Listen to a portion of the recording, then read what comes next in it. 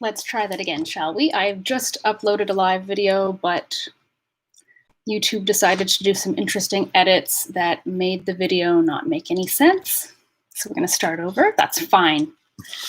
So today we're going to unpack these three words, which can kind of get mixed up with each other.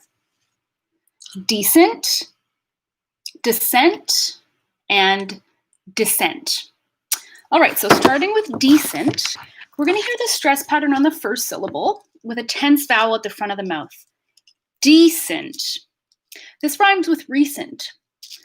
Decent means good or adequate. So if someone asks you, how was your night last night? You could say, it was decent. The next word, descent. This means you're going down from somewhere. So you can ascend upwards and you descend downwards, and that is called descent. So stress pattern on the second syllable, descent, descent. If you can remember flying on an airplane, what that was like, this is when the captain comes on and says, "Good evening, everybody. We're going to be making our descent into Vancouver International Airport. The time is 6:53 p.m. Pacific Standard Time." That's my impression of a pilot really getting into it, you know. And then the last one, actually, I want to talk about descent a little bit more. You'll notice in the first syllable there's a quick schwa sound. D, descent, d, descent. So you'll see when I make that schwa, there's almost no movement in my face whatsoever because that is a lax vowel or relaxed vowel. Descent. And the final word we're talking about, dissent.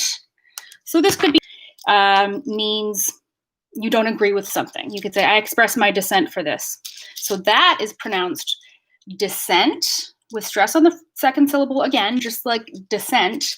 But you'll notice this slight difference here is the vowel. So we're using this eh vowel in dissent, and we're using the schwa vowel, the descent in that word. So you will notice in quick conversation, people will replace this vowel, if they're not careful, with the schwa, so that descent will just sound like descent, descent, descent. So stress patterns are more obvious in individual words, and then across the sentence, you might kind of hear the stress pattern go kind of more broadly, suprasegmentally across the sentence. All right, so we're going to stop there. And if you have any questions, let me know. I'll be back as soon as I have some free time to explain some more words. Until then, take care, stay safe, and thank you for tuning in.